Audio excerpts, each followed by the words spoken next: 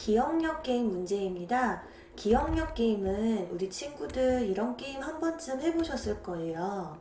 이렇게 여러 장의 카드가 화면에 등장을 합니다. 그리고 화면에 예를 들면 이렇게 도형들이 출력이 되죠. 이렇게 1, 2, 3초 정도 우리 친구들이 기억을 할 수 있도록 화면을 보여준 다음에 갑자기 이 그림들이 사라지게 돼요. 우리 친구들은 이 그림들을 선택을 해서 뒤집힌 상태의 이미지를 보고 선택한 두 카드가 도형에 일치하는지 확인을 하는 그런 예제입니다. 네.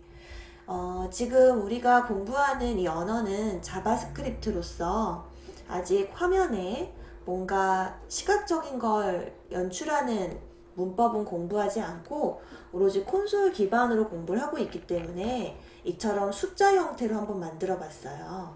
그래서 이 숫자들을 같은 모양의 카드라고 염두를 하시고 문제를 해석해 주시면 됩니다. 네. 자, 또한 실제 카드가 앞면과 뒷면이 있지만 그걸 또 우리가 콘솔로 연출하기 위해서 프론트라는 배열을 통해 카드 앞면을, 백이라는 배열을 통해 카드 뒷면을 표현하고자 했어요. 자, 그래서 예를 들어 우리 친구들이 카드 앞면을 봅니다. 그쵸? 그리고 같은 숫자를 선택을 하게 돼요. 그래서 0과 1을 선택을 하는데 이 두 카드의 값이 서로 같으면 뒤집혔다는 의미로 백에다가 10을 이렇게 넣을 겁니다. 그래서 결론적으로 정답을 맞출 때마다 백의 값이 저장이 되게 되고요. 백의 모든 값이 저장이 되면 그때 게임이 종료가 되는 형태로 논리를 짜줄 수가 있습니다. 자, 일단 첫 번째, 이 프론트 배열이 현재 10부터 50까지 너무 정갈하게 저장이 돼 있어요. 이를 조금 뒤섞어서 문제를 어렵게 만들어 보죠. 그래서 첫 번째는 우리 셔플 알고리즘을 이용해서 카드를 뒤섞은 겁니다. 네. 그래서 지금 사이즈라는 변수에 프론트에 길이를 저장을 함으로써 사이즈 변수를 활용을 해서 인덱스 1과 인덱스 2에 프론트의 인덱스 길이만큼 범주 안에 인덱스를 랜덤하게 저장하도록 설정을 했어요. 그래서 프론트 배열에 두 카드의 위치를 각교체하는 형태로 설정을 했습니다. 네. 이를 통해서 프론트는 셔플이 이루어졌고 백은 여전히 0인 상태인 거죠. 그래서 실제 우측의 예시를 보셔도 10부터 50이 마구잡이로 뒤섞여 있는 걸 확인할 수가 있습니다. 자, 그리고 이제 카드가 준비가 됐으니 게임이 본격적으로 시작이 되고요. 자, 카운트라는 변수는 실제 랜덤으로 카드를 선택하게 될 텐데 정답을 맞춘 횟수를 구함으로써 게임을 종료할 시기를 지정하는 거죠. 자, 이와 같은 기억력 게임의 경우는 랜덤이 언제 어느 때 정확한 두 카드를 선택할지 모르기 때문에 반복의 횟수를 알 수가 없어요.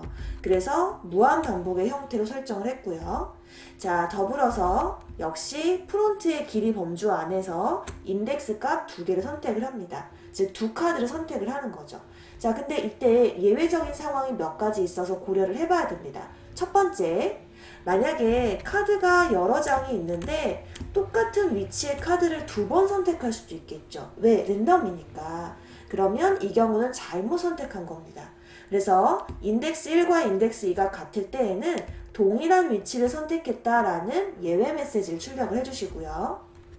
자, 두 번째는 두 위치를 서로 다른 위치를 선택함과 동시에 그리고 백의 선택한 위치의 값들이 0이면 이라는 식이 있는데요. 자, 이게 무슨 뜻일까요? 이 뜻. 이 뜻은 바로 앞전에 카드를 선택하지 않았다는 뜻이에요. 자, 앞서 설명을 할 때 이 백 배열에 정확한 위치의 두 카드를 선택을 하면 그 프론트 값으로 덮어 씌운다고 했죠? 그런데 아직 선택한 위치의 값 두 개가 특히 백이 0이라는 것은 아직 선택되지 않았다는 뜻으로 해석할 수가 있습니다. 이해가 되실까요? 네.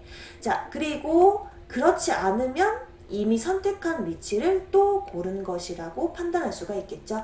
결국에 이 else, if 구문에 있는 문법이 정확한 선택을 한 위치라고 일단은 간주할 수가 있습니다. 네. 자, 그리고 동시에 또 고려해야 할 것이 네, 두 카드를 아주 잘 선택은 했으나 막상 서로 다른 문양이면 안 되겠죠? 그래서 프론트를 기준으로 두 값이 같은 값이면 이라는 의미입니다. 그래서 같은 값이면 이제 정답을 맞췄으니 백에 프론트 값들을 삽입을 해주게 됩니다. 이와 동시에 정답을 맞췄으므로 카운트 변수의 값을 1 증가시킵니다. 자, 반대로 두 값이 서로 일치하지 않으면 어때요? 잘못 선택한 거죠? 그래서 또 선택한 두 카드가 일치하지 않습니다. 라는 예외 메시지를 출력해 주시면 되겠습니다. 그래서 결론적으로 이 반복문은 언제 종료가 되느냐? 카운트의 개수가, 즉 정답을 맞춘 개수가 카드가 지금 두 짝씩 이루어져 있기 때문에 길이를 2로 나눈 딱 절반의 개수만큼 같을 때 반복을 종료하게 되는 원리가 되겠습니다.